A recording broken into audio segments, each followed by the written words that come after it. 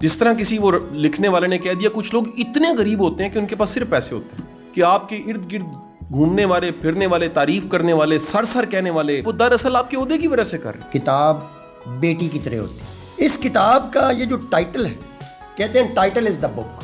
دیہاتی بابو میں نے پہلی دفعہ اصطلاح اردو لغت کو دی. ہمیں جب پٹیاں پڑھائی جا رہی تھی سول سروس کے بعد تو 3-4 انہوں نے ہمیں سبق پڑھانے شروع کیے. پہلا گاؤں نہیں جانا. ایک صحیح فیصلہ ایسے 1000 فیصلوں سے بہتر ہوتا ہے جو صرف لوگوں کو خوش کرنے کے لیے کیے جائیں. جس رعایت کے آپ طالب ہوں دوسروں کے بھی وہ ادا کر دیں اور جس معافی کو اپنا حق سمجھیں دائرہ اس کا کچھ بڑا کر دیں. بسم اللہ الرحمن الرحیم. السلام علیکم ورحمۃ اللہ وبرکاتہ.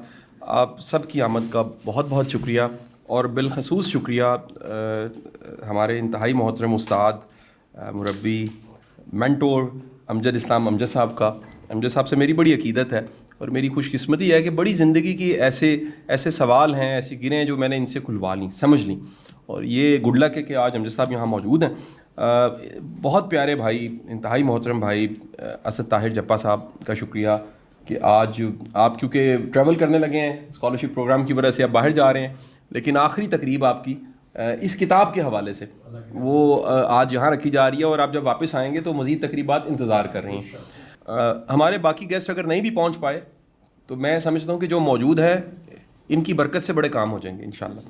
اور اس آج کی تقریب کی خاص بات یہ ہے کہ بڑے عرصے بعد جپا صاحب ہم نے کسی کتاب کی تقریب رونمائی کو دوبارہ رکھا ہے. درمیان میں ہماری فاؤنڈیشن کی کچھ ایکٹیویٹیز اتنی زیادہ ہیں اور ریسورسز لمیٹڈ سے ریسورسز ہیں. یہی ہال ہے جس میں صبح سے شام تک 8-10 ایکٹیویٹیز ہو جاتی ہیں اور بڑے کم لوگ جانتے ہیں کیونکہ ہم پبلک کو دے دیتے ہیں. یہ ہماری جو فیسیلیٹیز ہیں ساری چیزیں اویلیبل ہو جاتی ہیں گیسٹ اسپیکرز کو بھی ایونٹس کے لیے بھی ریکارڈنگس کے لیے بھی اسٹوڈیو بھی لوگ استعمال کر لیتے ہیں. اس لیے موسٹ آف دی ٹائم ہفتے کے 6 دن یہ جگہ مصروف رہتی ہے. تو یہ ایک شارٹ ٹائم پہ ہم نے ڈیسیژن لیا کہ اس سے پہلے اسد طاہر جپر صاحب نے باہر جانا ہے ہم ایک تقریب رکھیں کیونکہ میرا وعدہ تھا یہ تقریب گورنمنٹ کالج میں اگر ہو سکتی ہے تو قاسم علی شاہ فاؤنڈیشن میں بھی ہونی چاہیے. اور اس کتاب کی تقریب رونمائی کے حوالے سے میں اپنا اظہار خیال جپر صاحب آپ کی اجازت سے پہلے کر دوں گا. میں نے اس کتاب کو آدھا پڑھا مکمل نہیں پڑھا لیکن میں دعویٰ تو نہیں کر سکتا اس کو محبت سے اس دعوے کو سمجھیے گا یہ میرا جو ہمہ دعویٰ ہے. اس کتاب کو آدھا پڑھا اس کتاب کے مصنف کو میں نے پورا پڑھا اور وہ جو پورا پڑھنا ہے وہ اس لیے ہے کہ بعض اوقات کسی شخص کا ملنا کسی شخص کی کہانی اس کہانی کا درد اس کہانی کا سچا ہونا اس کہانی کی اسٹرگل اس کہانی کے اندر ایک روح ہونا جان ہونا وہ اتنا زبردست ہوتا ہے کہ آپ کو لگتا ہے کہ آپ اس کی کہانی کا حصہ ہیں. آپ کوئی فلم دیکھ لیجئے مووی دیکھ لیجئے. اچھی فلم کی نشانی یہ ہے کہ فلم رلا دیتی ہے آپ کو. اچھی فلم کی نشانی یہ ہے کہ وہ کیا آپ لگاتے ہیں. آپ دنیا کے 2 کام امجد صاحب میں سمجھ پایا ہوں ایسے ہیں جس کے لیے پرسنالٹی چھوڑنی پڑتی ہے. ہمیں سب سے زیادہ پرسنالٹی ہوتی ہے آپ کو پتہ ہے. پرسنالٹی سے اتنا عشق ہوتا ہے اتنا لو ہوتا ہے کہ جب صاحب میرے والد والدہ بیمار تھے چند دن پہلے تو انہوں نے مجھے سختی سے کہا کہ کوئی عیادت کرنے بھی نہ آئے آپ لوگ ہوں. میں کہا جی کیوں؟ ان کا جی ہم بیمار ہیں. اس حالت میں کوئی آئے گا جو تاثر لے کے جائے گا وہ بیماری کا تاثر لے کے جائے گا. میں ایسے دوستوں کو احباب کو جانتا ہوں جنہوں نے آخری ایام میں ملنا چھوڑ دیا. انہوں نے کہا ہم علیل بیماری کے ساتھ نہیں مل سکتے. ہم وہی بھلے ہیں جو لوگوں کے ذہنوں میں نقش ہے. میری ایک جاننے والی محترمہ تھی آنٹی تھی اللہ انہیں غریق رحمت کرے. وہ بڑی علیل تھی انہیں کینسر تھا. انہوں نے مجھے باقاعدہ کال کر کے کہا جب مجھے پتہ لگا میں آنا چاہ رہا تھا وہ جیلم میں تھی. انہوں نے مجھے کال کر کے کہا کہ قاسم تو نہیں آنا. میں کہا میں کیوں نہ آؤں؟ کہندی میرا علاج شروع ہو گیا ہے کیمو شروع ہو گئی ہے تو میرے دے چہرے دا رنگ بدل جانا ہے میرے وال رہ جانے نے میری حالت ہونی رہنی تیرے سامنے جڑی سونی جی آنٹی نا وہی رہنی چاہیے. انہوں نے میرے سے وعدہ لیا کہ تم نے مجھے آخر میں بھی نہیں دیکھنا. اس چاہ اور اس محبت میں کہ جو میں تمہارے ذہن میں خوبصورت نقش ہوں وہ نقش ہمیشہ رہے. تو میں جب طاہر جپا صاحب سے ملا واقف ان سے تھا میں نے چند دن پہلے اس حوالے سے کچھ لکھا بھی کہ میں جب بھی کوئی مجھے گورنمنٹ میں کسی بھی کوئی ڈپارٹمنٹ سے پبلک سروس میسج ریکارڈ کرنے کی بات کی جائے تو میں پیش ہوتا ہوں کہ میرے لیے بڑے اعزاز کی بات ہے. اگر میری وجہ سے پولیو کے قطرے پھیلا لیتا ہے میری وجہ سے کوئی ٹیکس دینے لگ پڑتا ہے میری وجہ سے کوئی اشارے پہ کھڑا اشارہ نہیں توڑتا تو یہ مجھے بھی اس کا ثواب مل گیا. تو اسی طرح میرا رابطہ بڑے لاڈلے اور جانے جگر بھائی رحمان فارس صاحب نے کروایا کہ اسد طاہر جپا صاحب آپ سے رابطہ کرنا چاہ رہے ہیں اور ایک پبلک سروس میسج ریکارڈ کروا دیجیے. اب وہ پبلک سروس پیسج ٹیکس کے لیے تھا تو میں نے ریکارڈ کروا دیا. اب یہ اس ٹائم کی بات ہے, آج سے کوئی 1.5-2 سال پہلے کی بات ہے. اب تو شاید تھوڑا تھوڑا لوگ سمجھنے لگ پڑے ہیں, لیکن یہ ضرور ہوا کہ اس میسج ریکارڈ کرانے سے کچھ گالیاں بھی مجھے سننی پڑی. انہوں نے کہا جی ہم اتنے ٹیکس نہیں دے سکتے. بزنس کمیونٹی نے کہا شاہ جی تسی کیڑے کم پہ آ گئے. مجھے ایسی لگا جیسے میں نے فرقہ بدل لیا, حالانکہ میں نے فرقہ نہیں بدلا تھا, میں نے فقط اتنا کہا تھا کہ ٹیکس دینا چاہیے, اور کچھ خاص طرح کے ٹیکس تھے جو لازمی میں نے کہا دینے چاہیے, اور وہ کمپین تھی. وہاں سے ہمارا ایک رابطہ بنا, اور جب ملاقات ہوئی اور ان کی کہانی جس کی میں نشاندہی کر رہا تھا میں نے سنی, اور آپ اس کتاب کو اگر پڑھیں تو وہ کہانی کے ساتھ ساتھ آپ چل پڑتے ہیں. آپ کو لگتا ہے کہ آپ کا بھی ان کے ساتھ کوئی تعلق ہے, ان کی اسٹرگل کے ساتھ, اور بالخصوص جو ان کے میں سمجھتا ہوں ان کے اصل روحانی مرشد ان کے والد صاحب ہیں, پروفیسر صاحب, اللہ ان کو غریق رحمت کرے. یہ دنیا کی بڑی شدید ضرورت ہے جس کو ایکسٹینشن کہا جا رہا ہے. یہ ایکسٹینشن ایک عجیب پرابلم ہے. یہ کوئی بھی کسی بھی سیٹ پہ وہ ریٹائر نہیں ہونا چاہتا. میری زندگی میں 2 بار واحضیت کونسلر یا معالج میرے 2 کلائنٹس ایسے بھی رہے ہیں جو دونوں ہی سول سرونٹ تھے, اور ریٹائرمنٹ 1 سال پہلے ان کو دونوں کو ڈپریشن ہو گئے, اور وہ ڈھونڈتے میرے پاس آئے. میں نام تو نہیں ان کے لے سکتا, تو ان کی ڈپریشن کی وجہ میں نے ڈھونڈی. انہوں نے کہا کہ یہ جو پروٹوکول ہمیں سالے مل رہے ہیں 1 سال بعد نہیں مل رہے ہیں, ہم کدھر جائیں. میں نے کہا جی گزارش یہ ہے کہ یہ پروٹوکول تو سیٹ کے ساتھ ہوتے ہیں.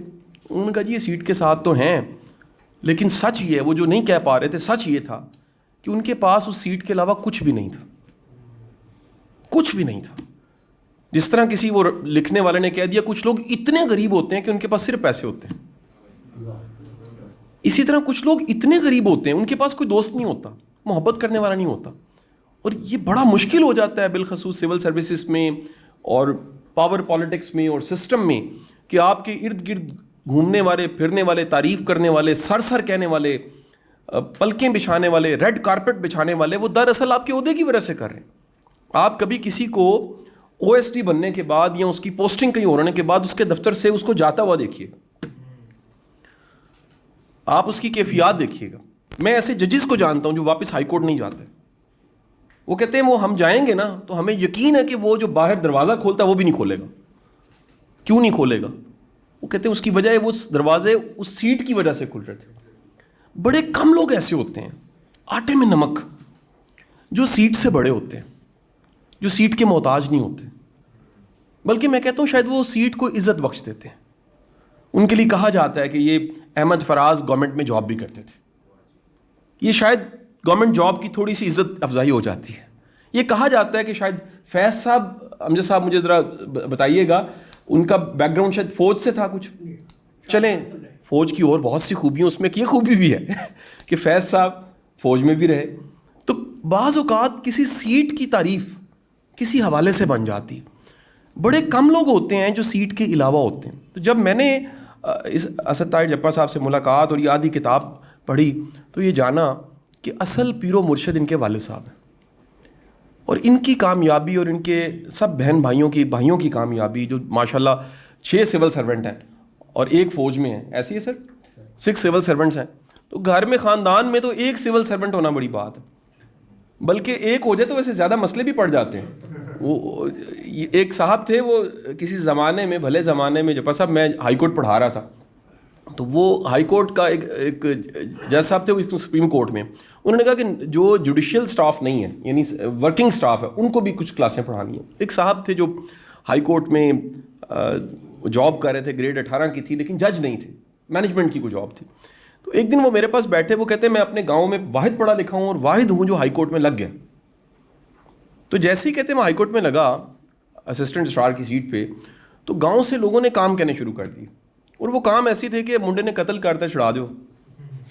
اچھا کہتے میں نے کہا نہیں بڑا مشکل کام ہے. وہ کہ تاڑے واسطے کہڑا تسی ہائی کورٹ لگے ہو, پھر کسی نے آنا. کہتے ایک دن ایک صاحب آ گئے, انہوں نے آ کے کہا کہ یہ ساڈا منڈا پڑھیا لکھیا ہے, انہوں جج لوا دیو. اسی سنیا ہے کہ ایڈیشنل سیشن جج دیا سیٹاں کھل گئی ہیں. کہتے میں نے بڑے خوشی سے, میرے گاؤں میں سے کو پڑھا لکھا ہے اور یقیناً اس نے LLB کی ہوگی, پھر یقیناً اس نے پریکٹس کی ہوگی, اور یقیناً وہ اس قابل ہوگا. تو میں نے ان سے پوچھا کہ اس کی تعلیم کے بارے میں بتائیے. تو انہوں نے کہا جی 8ویں پاس ہے. جی 8ویں پاس تو جج نہیں لگ سکتا, آپ کو کیسے خیال آیا؟ انہوں نے کہا جس کی 2 وجوہات ہیں, ہمیں یقین ہے جج لگ سکتا ہے. پہلی وجہ یہ ہے کہ یہ انصاف بڑا زبردست کرتا ہے, یعنی تولتا ٹھیک ہے. اور دوسری بات انہوں نے کہی کہ تسی ہائی کورٹ لگی ہو تو کہڑا مشکل کام ہے, تو کہتے ہیں میں تنگ آ کے انہوں نے کیا کہ تانوں لگ گیا ہے میں ہائی کورٹ لگ گیا ہے, میں ہائی کورٹ کند رہن لگے. تو نتیجہ یہ ہے کہ جب بھی کوئی تھوڑا سا غیر معمولی ہو جاتا ہے, وہ سر کا تعلق بھی جپا صاحب کا بھی چنیوٹ سے ہے, پتہ نہیں یہ واقعہ چنیوٹ کا ہی ہے, ذرا سیکنڈ کر دیجیے گا, تازہ واقعہ 1.5-2 سال پرانا. ایک assistant commissioner P M S امتحان کلیئر کیا, وہ افسر لگ گیا, باقیوں نے اسے قتل کر دی. 7 والے گاؤں کا واقعہ. یعنی آپ دیکھیں کہ بونوں میں قداور جو ہے وہ قتل ہو جاتا ہے. بونوں میں قداور کا سروائیول بڑا مشکل ہے. ہم ابھی تھوڑی دیر پہلے امجد صاحب میں ایک ریکارڈنگ کروا رہے تھے, میں نے سوال پیش کیا کہ عقل کے ساتھ کم عقلوں کے ساتھ رہتے ہوئے گزارا کرنا سب سے مشکل کام ہے. عقل بچانی بھی مشکل ہے, خود کو بچانا بھی بڑا مشکل ہے.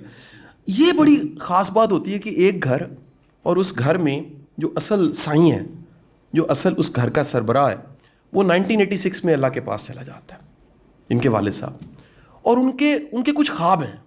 ان خوابوں میں سے ایک خواب یہ ہے کہ میری اولاد, میرے بچے وہ سول سروسز کی طرف جائیں, افسر بنے. اور میں سمجھتا ہوں کہ جس کا بھی خیر کا خواب اس کی اولاد پورا کر دیتی ہے, وہ دنیا سے چلا بھی جائے اس کو ایکسٹینشن مل جاتی ہے. یہ ایکسٹینشن کی سب سے خوبصورت شکل ہے کہ پروفیسر صاحب 1986 میں دنیا سے جا چکے ہیں.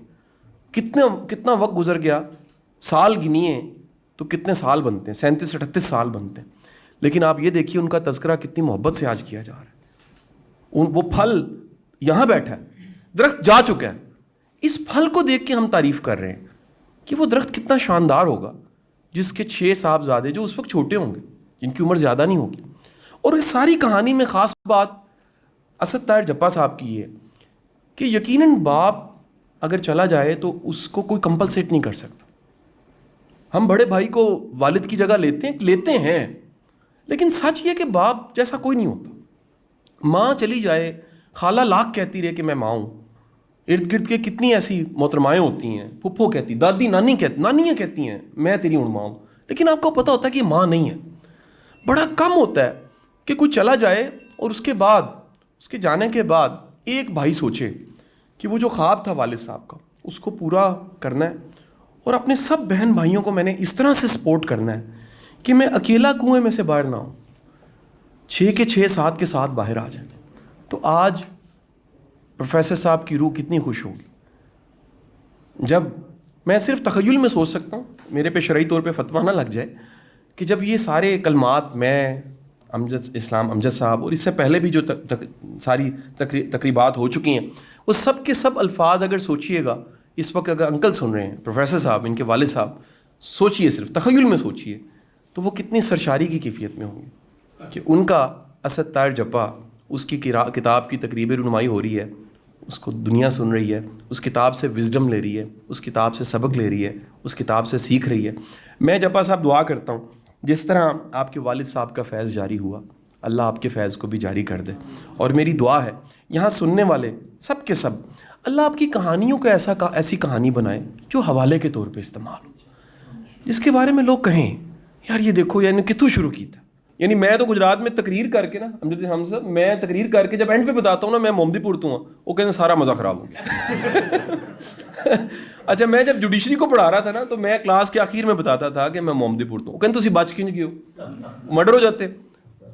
جج کہیں کہتے تھے کہ آپ کے گاؤں کی تو جو قبرستان ہے اس میں آدھی لاشیں جو ہیں پوسٹ مارٹم کے بغیر نہیں ہوئی, تو آپ کیسے؟ تو میں نے کہا جی اس کا کوئی کلیہ نہیں, کچھ عنایتیں ہوتی ہیں اللہ کی, ان عنایتوں میں سے ایک عنایت یہ ہوتی ہے کہ آپ زندگی کے سفر کو 0 سے شروع نہیں کرتے. یہ 0 سے بڑا سمپل ہے, 0 سے پھر 1 ہونا ہوتا ہے, 1 کے بعد 2 ہونا ہوتا ہے, 2 کے بعد 3, اور پھر آپ 100 ہوتے ہیں یا پھر ہیرو ہوتے ہیں, یعنی 0 سے ہیرو. دنیا میں کچھ خوش بخت لوگ ہوتے ہیں, یہ دعائے لوگ ہوتے ہیں, ان پہ اللہ کی کوئی خاص عنایت ہوتی ہے, ان پہ کوئی خاص کرم ہوتا ہے. اللہ تعالیٰ ان کو 0 سے نہیں مائنس سے شروع کرواتا ہے, یہ مائنس پہ کھڑے ہوتے ہیں. اور آپ جانتے ہیں جب بھی انسان مائنس پہ کھڑا ہوتا ہے نا, اس کو سمجھنے کے لیے بڑی سادہ سی مثال ہے, کسی گھاٹی کسی کھائی کے کنارے بالکل کھڑے ہو کے جمپ لگائیے اس کو عبور کرنے کے لیے, آپ گر جائیں گے اسی میں. لیکن اگر ہم مائنس پہ آ جائیں, پیچھے جا کے بھاگتے ہوئے آئیے, وہی گھاٹی آپ عبور کر جائیں گے, کیونکہ آپ نے 0 سے سفر نہیں شروع کیا تھا, آپ نے مائنس سے سفر شروع کیا تھا. بالکل سپرنگ کی طرح جو دبا ہوتا ہے, لیکن جب چھوٹتا ہے وہ ایک پسٹل کے اندر ہوتا ہے تو گولی جو ہے وہ جا کے کسی کے سینے کو پھاڑ دیتی ہے. وہ کسی توپ میں بھی ایک سپرنگ ہی ہوتا ہے, ایک میزائل توپ کا گولا کہاں سے کہاں جا کے گرتا ہے. وہ کہیں نہ کہیں ایک خفیہ چھپی ہوئی انرجی ہم پینڈوؤں میں پائی جاتی ہے, ہم دیہاتی بابوں میں پائی جاتی ہے. ہم دیہاتی کہیں نہ کہیں ایسے دبے ہوتے ہیں کہ جہاں ہمیں موقع ملتا ہے ہم اسد طاہر جپا بن جاتے ہیں. آج کی تقریب کے دولہا جناب اسد طاہر جپا, میں سمجھتا ہوں کہ دولہے کا ورڈ ہے ہی بڑا پیارا سر. یہ اس کے انجام سے تو میں سب میرڈ لوگ واقف ہیں, لیکن یہ جتنا مزہ آتا ہے نا سننے میں آپ کو بتا نہیں سکتا, یقین کیجیے. تو لیکن کتاب لکھنے کے بعد کیونکہ بار بار دولہا بننا پڑتا ہے, تقریب رونمائی ہوتی ہے, اور امجد صاحب مجھے یاد نہیں لیکن یہ جملہ مجھے بڑا پیارا لگا, کسی ادیب کا ہی ہے. کسی کا فرمانا کہنا یہ تھا کہ جو لکھنے والا ہوتا ہے اس کی اصل اولاد اس کی کتاب ہوتی ہے. تو وہ جتنی خوشی پیدائش پہ ہوتی ہے بچے کی, اتنی ہی خوشی کتاب جب چھپ کے آتی ہے اتنی خوشی ہوتی ہے. تو صاحب کتاب اسد طاہر جپا صاحب سے میں ریکویسٹ کروں گا آپ آئیے اور بات کیجیے.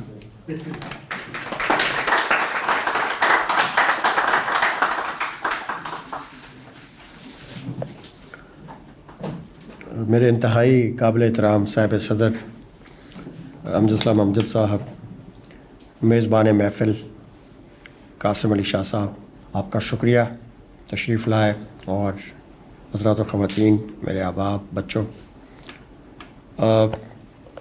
بہت ساری باتیں اس کتاب پہ بہت سارے لکھنے والوں نے پہلے اخبارات میں, سوشل میڈیا پہ, ٹی وی چینلز پہ کر دی ہیں. پچھلے دنوں اس کتاب کی دوسری تقریب رونمائی میرے اپنے علاقہ کے بزرگوں دوستوں کی فرمائش پہ کی گئی, تو وہاں مشہور زمانہ ناول لکھنے والی ڈاکٹر طاہرہ اقبال, نیلی بار ان کا ناول ہے, وہ بھی تشریف لائیں باقی احباب کے ساتھ. انہوں نے ایک بڑا خوبصورت جملہ کہا کتاب کے بارے میں, وہ میں ان بچوں سے بھی شیئر کرنا چاہتا ہوں. وہ اپنی تقریر جب سمیٹنے لگیں تو وہ فرمانے لگیں کہ کتاب بیٹی کی طرح ہوتی ہے. جب بیٹی کو رخصت کرتے ہیں ڈولی میں ڈال کے تو پھر اس کے نصیبوں کی دعا مانگی جاتی ہے. تو کتاب جب چھپ کے آتی ہے تو پھر جب وہ قارئین سے شیئر ہو جائے, پبلک پراپرٹی بن جائے, تو پھر اس کی اشاعت کے بعد اس کے نصیبوں کی دعا مانگنی چاہیے کہ اللہ اس کو قارئین میں, پڑھنے والوں میں مقبول کر دے اور اسے سند قبولیت عطا ہو جائے. اس کو جب مزید کھوجا شاہ جی تو پتہ چلا کہ ذوق نے جب اپنا کلام اشاعت کے لیے بھیجا تو جو دباچہ لکھا جاتا ہے, انہوں نے بھی دباچے کے آخر پہ 2 جملے لکھے کہ اے اللہ, میں نے اپنے بہترین الفاظ اپنے ضمیر سے نکال کے لوح کرتاس پہ اس کتاب کی شکل میں عوام کے لیے, پڑھنے والوں کے لیے پیش کر دیے ہیں. اب آپ اپنی جناب سے انہیں سند قبولیت کے قابل کر دیں.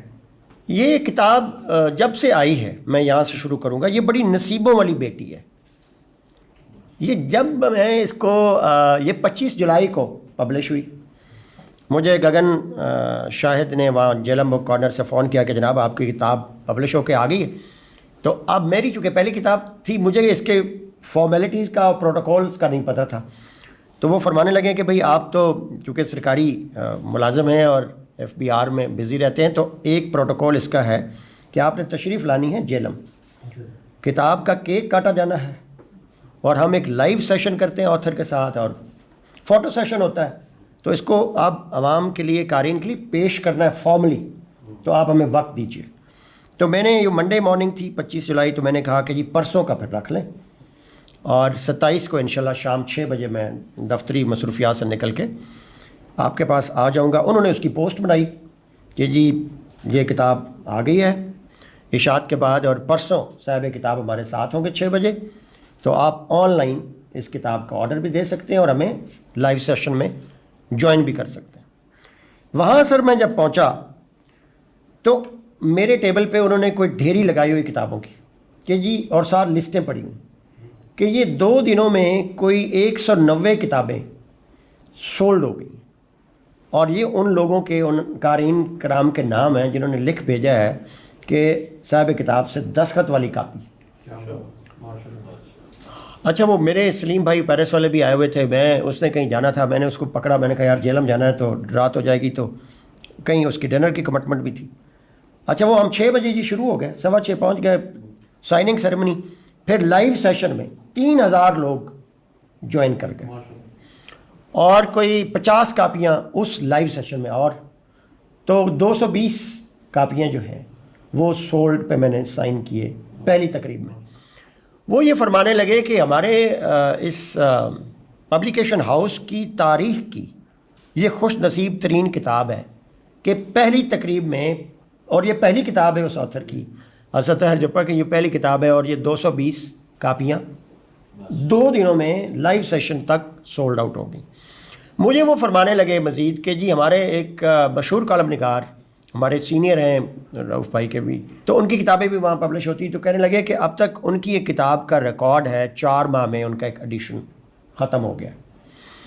تو میرے منہ سے ایک جملہ نکلا، میں نے کہا بھئی یہ اگر 2 دنوں میں 200 کاپیاں چلی گئی ہیں اور 1100 کاپیوں کا ایڈیشن ہے تو 4 ماہ کی مدت تو اس کتاب کے لیے بہت زیادہ ہے، تو یہ 2 ماہ رکھیں اس کے لیے. اور مجھے یہ بتاتے ہوئے فخر بھی ہے، نہایت عاجزی کے ساتھ میں یہ بتانا چاہتا ہوں کہ وہ جو میرے منہ سے نکلے ہوئے الفاظ تھے وہ اللہ نے سچ کر دیے، اور اس کا پہلا ایڈیشن 2 ماہ میں، اور انہی کے شو روم سے ختم ہو گیا آن لائن، کسی اور کتاب گھر پہ ان کو بھیجنا نہیں پڑا. اب اپنے اس سفر کی جانب بڑھتے ہیں جس کی اساس سے یہ اس کتاب کے موضوعات نکلے ہیں.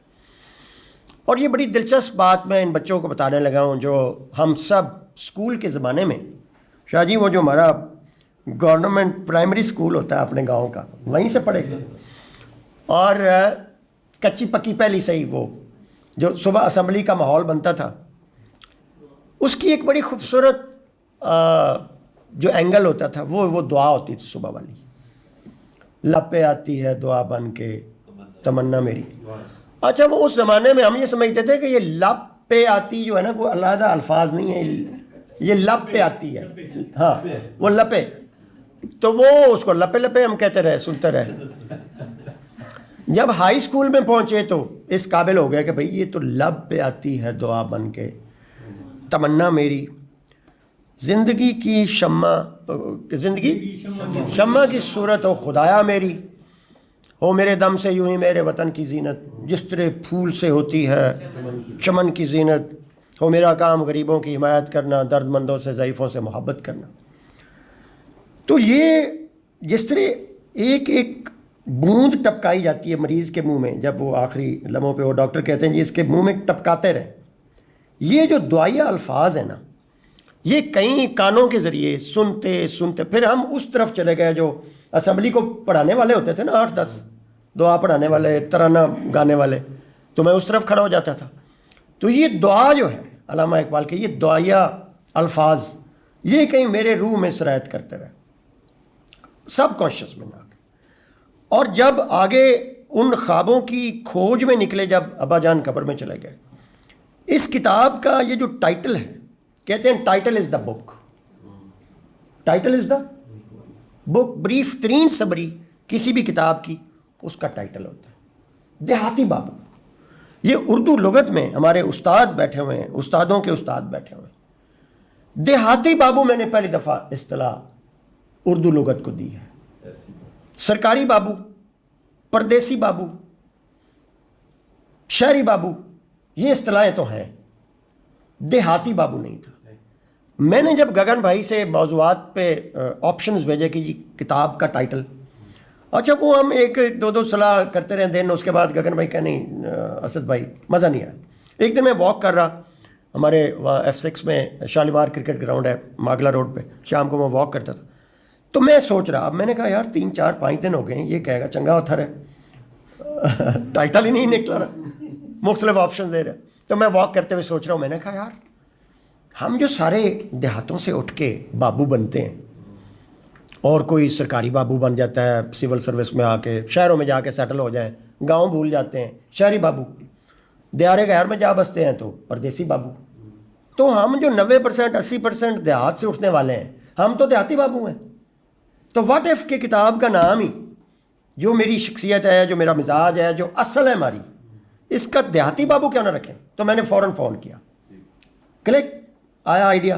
میں نے گگن بھائی کو فون کیا, میں نے کہا جی موضوع آ گیا. انہوں نے کہا کیا؟ میں نے کہا دیہاتی بابو. کیا تھا؟ چھا گیا. جسٹ دیر اینڈ دین اس نے کہا یہ چھا گیا, یہ ہے ہی نہیں پہلے. اب دیہاتی بابو کیوں رکھا؟ اس کا سینٹرل رننگ تھیم اس کتاب کا کیا ہے؟ وہ ہے اپنی اصل شناخت پہ فخر, اپنی اصل پہ فخر.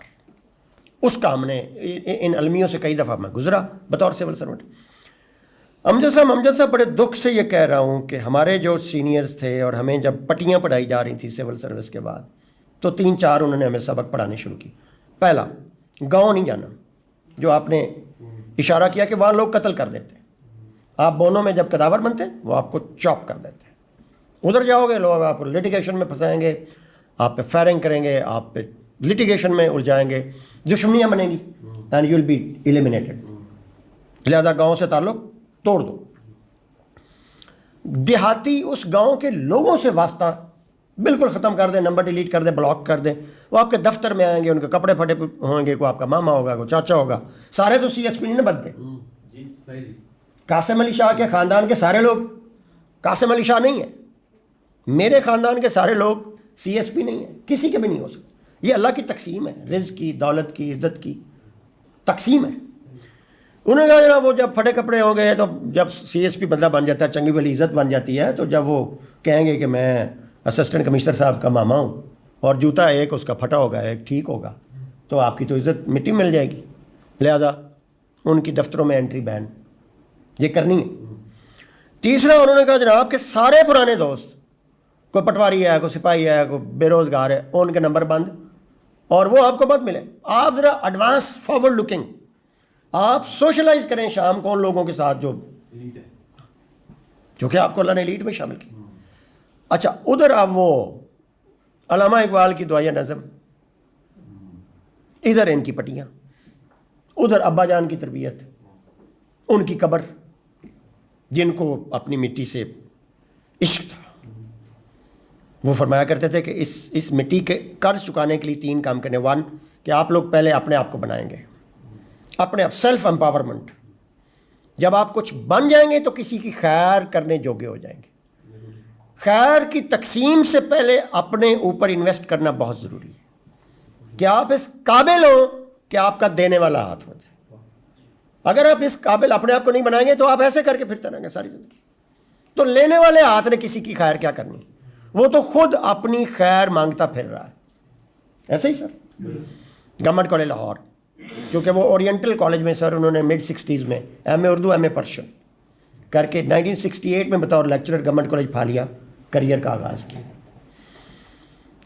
تو دوسرا سول سروس, کہ جب سول سروس میں آ جائیں گے تو پھر آپ خیر تقسیم کرنے کے قابل ہو جائیں گے. اور تیسرا بڑا خواب کہ اس علاقے کی غربت, جہالت, چنیوٹ ٹھوانا کی جہالت کا خاتمہ, جرم و جہالت کے گٹھ جوڑ کا خاتمہ کے لیے وہ فرمایا کرتے تھے کہ میں نے وقت سے پہلے ریٹائر ہونا ہے اور ایک تعلیمی ادارہ بنانا ہے. تعلیم ہی, شعور کا نور ہی جرم اور جہالت کے خاتمے کا ذریعہ بن سکتی ہے. یہ 3 خواب لے کے ہم آگے بڑھے. اب وہ پٹیاں پڑھانے والے بالکل in direct clash with that ideology جو ہمیں ورثے میں ملی تھی. تو میں نے یہ فیصلہ کیا سول سروس میں آ کے کہ یہ پٹیاں پڑھانے والے کی بات تو سننی ہے, چونکہ وہ سینئرز ہیں, لیکن ایک کان سے سن کے دوسرے کان سے نکال دینی ہے, اور اس کے بالکل اپوزٹ چلنا ہے. اس گاؤں اور ان گاؤں کے بابوں کی دعا سے جب ہم آگے ہیں تو اس مٹی سے دور نہیں جانا, ان لوگوں سے دور نہیں ہونا, اپنی اس شناخت پہ فخر کرنا ہے. جہاں بھی گیا ہوں, اور ہم سارے بھائی, پہلا اپنا تعارف اپنا گاؤں, وہ لوگ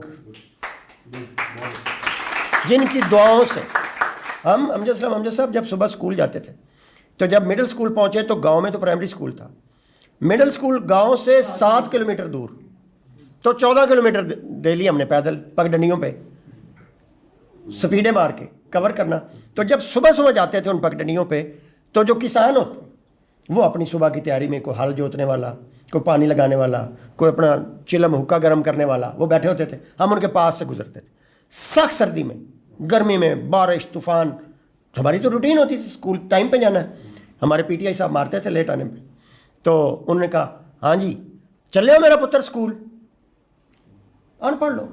تو ہم نے کہا ہاں جی چنگے کام چلے ہو، اللہ خیر کرے گا. یہ دعا آج میں جب اپنے بھائیوں کے ساتھ بیٹھتا ہوں اور اپنی ان دنیاوی کامیابیاں اور یہ جو اگر آپ ان کو کامیابیاں سمجھتے ہیں، تو ہم جب ریفلیکٹ بیک کرتے ہیں تو میں ان کو کہتا ہوں کہ اپنے باپ کی دعا اور والدہ کی دعا کے بعد مجھے یہ لگتا ہے کہ وہ جو ہمیں بے لوث دعائیں صبح صبح ملتی تھی ان سادہ لاؤ دیہاتیوں کی، اور ہر روز ملتی تھی اور بغیر کسی لالچ کے ملتی تھی، پتہ نہیں کس بابے کی دعا. آپ نے جو ایکسٹینشن کی بات کی اور روحانیت کے سفر کی بات، تو میں تو اس کا بڑا بلیور ہوں کہ کس کی دعا لگ گئی ہو اور اللہ نے اس وقت سن لی ہو کہ چنگے کام چلے نے تو اللہ خیر کرے سی، اور خیر ہو گئی ہو. اب جب خیر ہو جائے تو اس کے بعد اگلا سفر شروع ہوتا ہے، وہ ہے اس خیر کی تقسیم، اس خیر کی خیرات بانٹنا. یہ آپ کے پاس اس رب کریم کی امانت ہے. وائی می اور وائی اس. 7 یتیم سے کمزور بندہ کو ہوتا ہے، تو جب آپ کو کمزوری میں وہ اٹھا لے، وہ رب کریم اپنی عطا سے، چونکہ آپ نے شاہ جی جب کہا کہ وہ دعائے ہوئے لوگ، میں ان دعائے ہوئے لوگوں میں شامل. میں اپنی کوئی بڑائی نہیں مانتا، کوئی ذہانت. میرے بہت سارے ایسے خوبصورت کلاس فیلو اسکول میں، کالج میں، یونیورسٹی میں مجھ سے زیادہ ذہین، مجھ سے خوبصورت انگریزی لکھنے والے، مجھ سے زیادہ اچھے کپڑے پہننے والے آج کہیں نظر نہیں آتے. زیادہ بڑے خوابوں والے، زیادہ حسین و جمیل چہرے آج کسی مجھے لائم لائٹ میں، وہ زندگی کی کن راہوں میں کہاں بھٹک گئے اندازہ نہیں. تو یہ دعا کا عمل جو ہے، 3 لفظوں کو میں شاہ جی اپنی زندگی کی کہانی، اور میں نے اس میں لکھا بھی ہے، اگر آپ کامیابی کے قریب رہنا چاہتے ہیں اور ناکامیوں کو دور بھگانا چاہتے ہیں، 3 لفظوں کو اپنی زندگی میں سمو لیں: دعا، رضا، عطا. دعا سبب بنتی ہے رضائے مصطفیٰ کی، رضائے مصطفیٰ ضامن ہے رضائے خدا کی. جب یہ دونوں راضی ہو جائیں پھر عطا یقینی ہے. اور جہاں عطا ہوگی شاہ جی پھر وارے نیارے، کوئی میرٹ، اور عطا کا کوئی میرٹ نہیں ہے، یقین رکھنا. عطا کی کوئی ٹائم فریم نہیں ہے، عطا کا آپ کی ذہانت قابلیت کے ساتھ کوئی تعلق نہیں، وہ اس رب کریم کا چناؤ ہے، کر دیا. لیکن جب عطا ہو جائے تو پھر اس کو بے سبب نہیں سمجھنا، پھر اس عطا کے مقصد کو جانچنا ضروری ہے کہ وائی می. یہ سوال پوچھتے رہیں گے تو آپ دیہاتی بابو کی طرح اپنی زمین سے جڑے رہیں گے، جس طرح حضرت علی کرم اللہ وجہہ کا قول صادق ہے کہ زمین کے قریب رہو، جو زمین پہ بیٹھا ہوا گرتا ہے اس کو چوٹ نہیں لگتی. چوٹ کس کو لگتی ہے؟ اونچی اڑان والے کو. جتنی اونچائی سے گرو گے ہڈی پسلی ایک نہیں رہتی. یہ دنیاوی رتبے، یہ رینک، یہ پوزیشنز، یہ 9 to 5 ایک آفس کی کاروائی کی حد تک. 9 بجے شروع ہوتا ہے وہ رتبہ، اور 5 بجے جب چوکیدار چاچا مشتاق کمرے کو تالا مارتا ہے تو کمشنر صاحب فارغ. اس کے بعد آپ اسد جپا ہیں، اپنے دوستوں میں اسد جپا، خاندان، بچوں، بیوی، چاچے مامے کے لیے اسد جپا، سینئرز کے لیے، دوستوں کے لیے، کلاس فیلوز کے لیے اسد جپا. المیہ صرف یہ ہے کہ کچھ لوگ 24 گھنٹے ان رینکس کو، ان عہدوں کو اپنے ساتھ لیے پھرتے ہیں. یہ وہ لوگ ہیں جو ریٹائرمنٹ کے 6 مہینے کے اندر اندر مر جاتے ہیں، جن کے پاس ان عہدوں رتبوں کے علاوہ کچھ نہیں ہوتا. جب آپ اپنی زمین کے پاس، اپنے لوگوں کے پاس ہٹ ہٹ کے جاتے رہتے ہیں، آپ اپنی اس اصل شناخت کے پاس رہتے ہیں. اور اصل شناخت اسد جپا ہے، کمشنر یا FBR یا سول سرونٹ نہیں ہے. اپنی اصل شناخت کو اگر کھوجنا ہے تو پھر یہ دیہاتی بابو ضرور پڑھیں. یہ آپ کو آپ کی مٹی، جس کو ہم ماں کہتے ہیں، اور ہم ویسے کتنے بے شرم بچے ہیں جس مٹی کو ماں کہتے ہیں، اسی مٹی سے وفا کے لمحے آ کے پھر سوچنے پہ مجبور ہو جاتے ہیں، ڈبل مائنڈڈ ہو جاتے ہیں، اور وفا کرنے والے کم، بے وفائی عام ہے. اس مٹی کا تقاضا یہ ہے کہ اس سے جس کو ہم ماں کہتے ہیں, دھرتی ماں کہتے ہیں, اس کے ہم وفا شعار بیٹے بنیں, بیٹیاں بنیں. تو یہ وطن پاک, یہ ارض پاک دنیا کا حسین ترین خطہ, دنیا کی عظیم ترین ریاست اور مملکت بن سکتی ہے اگر ہم دیہاتی بابو والی سوچ لے کے اپنی اثر شناخت کے ساتھ ساتھ آگے بڑھتے رہیں گے. بہت شکریہ.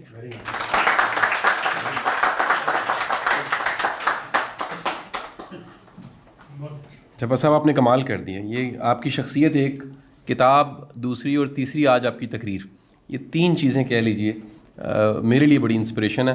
میں درخواست کروں گا انتہائی محترم میرے استاد, میری امجد صاحب کے ساتھ بڑا لاڈ. میں اکثر یہ بات اس لیے میں سنا دیتا ہوں کہ میں بیگم صاحبہ انہیں جہاں دیکھیں نا ان کو ایسے کر کے روک لیتے ہیں. تو ایک دن میں کراچی ایئرپورٹ, مجھے فوج نے بلایا ہوا تھا کسی کام کے لیے, انہیں فوج نے چھوڑا تھا, یہ کام کر چکے تھے, میری کوئی اسائنمنٹ تھی. تو بیگم میرے ساتھ تھی اور کرونا کے ڈیز تھے, ہم نے ماسک پہنے ہوئے تھے. تو سامنے ایک بزرگ جو ہیں وہ جو ٹرانسپورٹیشن کے لیے وہیکل یوز ہوتی ہے ایئرپورٹ کے اندر, اس پہ بیٹھے ہوئے. تو بیگم نے مجھے کہا کہ یقینی طور پہ یہ امجد اسلام امجد صاحب ہیں, تو کیا کیا جائے؟ میں کہا ایک ہی حل ہے, انہیں روکنا پڑے گا ایسے کر کے. لہٰذا ہم اس گاڑی کے سامنے ایسے کھڑے ہو گئے اور روک کے ہم نے امجد صاحب سے دعائیں لیں. ہر دفعہ کچھ نہ کچھ سیکھا. میری آپ سب سے درخواست ہے, میں بڑا کم ایسا کہتا ہوں, یہ بھی آپ کو بتا دوں, میری طبیعت سے واقف ہیں. امجد صاحب کے لیے آپ کھڑے ہو کے استقبال کیجیے پلیز. اتفاق یہ ہے کہ میں عام طور پر پچھلے کچھ برسوں سے اس طرح کی تقاریب میں گفتگو ہی کرتا ہوں, لیکن آج کی چینج یہ ہے کہ میں اس کو ایک کالم کی شکل میں لکھ کے بھی لایا ہوں, تو میں اس لیے اسی کو پڑھتا ہوں. دیہاتی بابو شہری چوپال میں, کہ میں نے اس کا عنوان رکھا ہے. اسد طاہر ربا نے اپنی اس کتاب دیہاتی بابو کے سر ورق پر اس میں شامل تحریروں کو مٹی کی خوشبو میں رسی بسی زندگی کی بھٹی میں پکی تحریریں کا ضمنی عنوان بھی دیا ہے, جو بہت موضوع بھی ہے اور اس کے مطالعے کے لیے ایک گائیڈ بھی. گزشتہ اردو صحافت کالم نگاری کی تاریخ کے کم و بیش اس کے آغاز سے ہی شروع ہوتی ہے, مگر گزشتہ 70 کی دہائی تک اسے عام طور پر روزمرہ زندگی کے مسائل پر ایک فقاہی اور ہلکے پھلکے انداز میں تبصرے کے طور پر لیا جاتا تھا. اس کے زیادہ تر لکھنے والے ادب کے میدان میں بھی نامور لوگ تھے, اور کبھی کبھی تو مولانا ظفر علی خان جیسے ہمہ جہت بزرگ لوگ اس کا ذریعہ شاعری کی صنف کو بھی بنا لیا کرتے تھے. ادھر کچھ برسوں سے جب سے انفارمیشن ٹیکنالوجی کا غلبہ شروع ہوا ہے اور قلم کے بہت سے کام کیمرے اور براہ راست گفتگو سے لیے جانے لگے ہیں, اخباری کالموں کی شکل بھی بدلنا شروع ہو گئی ہے اور ان کا دائرہ وسیع تر ہوتا چلا جا رہا ہے, جس کی ایک زندہ مثال آج کی زیر بحث کتاب دیہاتی بابو ہے, جس میں اسد طاہر ربا نے مختلف موضوعات پر اپنے لکھے ہوئے 72 مضامین کو ایک جگہ پر جمع کر دیا ہے. فرق صرف یہ ہے کہ یہ روزمرہ کی خبروں کے ساتھ منسلک رہتے ہوئے آپ کو زندگی, معاش اور معاشرت کے لازمی اور مستقل موضوعات سے بھی ہم آہنگ رکھتے ہیں, اور اپنی سنجیدہ اور بعض اوقات تبلیغی کیفیات کے باوجود مطالعیت یعنی ریڈیبلٹی کو قائم رکھنے میں کامیاب بھی رہتے ہیں. یہ کام دیکھنے میں جتنا آسان نظر آتا ہے, کرنے میں اتنا ہی مشکل اور نازک ہے. اسد طاہر ربا کا آبائی تعلق ایک دیہاتی علاقہ سے ہے, جہاں ان کے صاحب علم والد اور لوک دانی سے بھرپور ماحول نے ان کی ابتدائی پرورش کی, اور معاشرے سے فرد کی کمٹمنٹ اور تعلقات کے حوالے سے اپنی ذاتی, ملکی اور بین الاقوامی زندگی اور اس کے تقاضوں کو سمجھنے کی کوشش کی ہے. یہی وجہ ہے کہ ان کی اکثر تحریریں گھوم پھر کر چند مخصوص موضوعات ہی کو چھونے لگتی ہیں, جن میں ان کی پیشہ وارانہ زندگی یعنی پولیس اور FBR کی ملازمت کا حوالہ بار بار در آتا ہے. لیکن اچھی بات یہ ہے کہ وہ ہر بار اسے کسی نئے زاویے سے دہراتے ہیں، جس کی وجہ سے ان میں تکرار کی کیفیت پیدا نہیں ہوتی۔ ان کے زیادہ تر پسندیدہ موضوعات کچھ اس طرح سے ہیں۔ ایک تو پہلا مضمون ہے قرض ٹار پھولوں کا، ہم ٹیکس کیوں دیں، کیا قائد اعظم کے بغیر پاکستان ممکن تھا، ہاؤس وائف اور ورکنگ وومن، تجدید وفا، معاشی سیکیورٹی اور ٹیکس کلچر، ماں بولی کی موت، 21 جوڑے، لٹل ایکسٹرا اور وقت سے کون کہے یار ذرا آہستہ۔ ان کے علاوہ ایک مستقل رجحان جو ان کی تحریروں میں ہر جگہ موجود نظر آتا ہے وہ رسول پاک صلی اللہ علیہ وسلم سے محبت اور ان کے اسوے کی پاسداری ہے، جس کو انہوں نے ریاست مدینہ سے متعلق جاری بحث میں بہت سلیقے اور اعتدال کے ساتھ پیش کیا ہے۔ یہاں مناسب معلوم ہوتا ہے کہ میں ان کی تحریروں سے چند مختلف اور مختصر جملے آپ سے شیئر کروں تاکہ آپ کو زیادہ آسانی سے میری بات کی تہہ تک پہنچ سکیں۔ سب سے پہلے قائد اعظم اور گاندھی جی سے منسوب ایک واقعہ جس کا مقصد گاندھی جی کو کمتر دکھانا نہیں بلکہ وہ دو بڑے آدمیوں کا ایک ہی معاملے پر اپنا اپنا نقطہ نظر ہے۔ اسد طاہر جواد لکھتے ہیں، گاندھی جی جو قائد اعظم کی ذہانت اور سیاسی حکمت عملی سے شدید متاثر تھے، ایک بار دوران ملاقات قائد اعظم سے یہ سوال پوچھ بیٹھے، مسٹر جناح آپ اپنے سیاسی فیصلے کیسے کرتے ہیں؟ قائد اعظم ایک لمحے کے توقف کے بغیر پر اعتماد لہجے میں گویا ہوئے، میں اپنے سیاسی فیصلوں کا فارمولہ بتانے سے پہلے یہ پوچھنا چاہتا ہوں کہ آپ اپنے سیاسی فیصلے کیسے کرتے ہیں؟ جی بتائیے۔ گاندھی جی نے متجسس لہجے میں کہا، آپ سیاسی میدان میں کوئی بھی قدم اٹھانے سے پہلے یہ معلوم کرتے ہیں کہ لوگوں کا مزاج، موڈ اور رائے کیا ہے، اور جب آپ کو لوگوں کی رائے معلوم ہو جاتی ہے تو آپ ان کو خوش کرنے کے لیے اپنا فیصلہ سناتے ہیں۔ خالد نے جواب دیا کہ لیکن میں ہمیشہ اس کے برعکس کرتا ہوں، میں صرف یہ دیکھتا ہوں کہ صحیح کیا ہے اور غلط کیا، اور اس کے بعد جو صحیح ہوتا ہے وہ میں کرتا ہوں، کیونکہ ایک صحیح فیصلہ ایسے ہزار فیصلوں سے بہتر ہوتا ہے جو صرف لوگوں کو خوش کرنے کے لیے کیے جائیں۔ ایک مضمون لٹل ایکسٹرا کا آغاز کچھ اس طرح سے کرتے ہیں، کامیاب لوگوں اور ان کی کامرانیوں کا عمیق جائزہ لے کر تحقیق کرنے والوں کی اکثریت اس نتیجے پر پہنچی ہے کہ تاریخ انسانی میں کار ہائے نمایاں سر انجام دینے والوں نے ہمیشہ اپنے لیے مشکل راستوں کا انتخاب کیا ہے اور دوسروں سے ہٹ کر سوچا۔ جب کچھ مختلف کر گزرنے کی ٹھان لی تو زندگی نے ان کے مصمم ارادوں اور عظیم مقاصد کی تکمیل کی راہوں سے کانٹے ہٹا کر انہیں گل و لالہ سے آراستہ کر کے کامیابی کی شاہراہوں پر ڈال دیا۔ اپنے مضامین نوا کالموں میں انہوں نے ایک تحریر میں میری ایک نظم وقت سے کون کہے یار ذرا آہستہ کو بطور عنوان استعمال کیا ہے، تو اسی سلسلے کو آگے بڑھاتے ہوئے میں آخر میں اپنی ایک تازہ نظم پیش کرتا ہوں جو میرے خیال میں اسد طاہر جبہ صاحب کی بیشتر تحریروں ہی سے متعلق ہے، اور اس دعا کے ساتھ آپ سے رخصت لیتا ہوں کہ رب کریم ہمیں اسد طاہر جبہ جیسی مثبت سوچ کے حامل مزید افراد عطا کرے کہ یہی چراغ جلیں گے تو روشنی ہوگی۔ اب میں نظم آپ کو سنا دیتا ہوں۔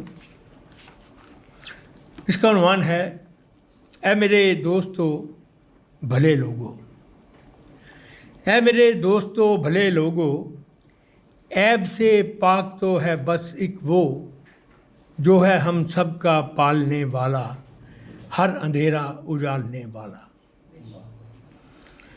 جو ہے ہم سب کا پالنے والا، ہر اندھیرا اجالنے والا، کس لیے پھر یہ خبت عظمت کا، کس لیے پھر یہ خبت عظمت کا، کس لیے دوسروں کے عیبوں کی گنتیاں ہی سدا گنے جانا، کس لیے دوسروں کے عیبوں کی گنتیاں ہی سدا کیے جانا، کس لیے نیند میں چلے جانا۔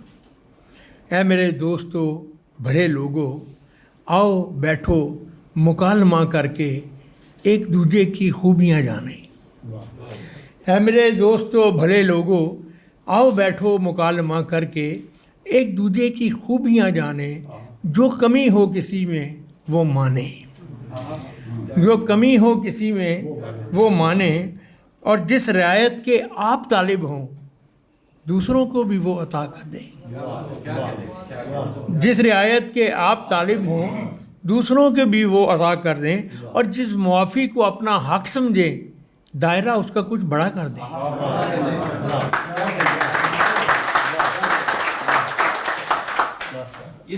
جس رعایت کے آپ طالب ہوں دوسروں کو بھی وہ عطا کر دیں، اور جس معافی کو اپنا حق سمجھیں دائرہ اس کا کچھ بڑا کر دیں۔ مل کے جینا جو سیکھ لیں ہم تم، کوئی الجھاؤ راہ میں نہ رہے۔ مل کے جینا جو سیکھ لیں ہم تم، کوئی الجھاؤ راہ میں نہ رہے۔ کوئی بیگانگی کا سایہ تک دل میں اور دل کی چاہ میں نہ رہے۔ اے میرے دوستو بھلے لوگو، اے میرے دوستو بھلے لوگو۔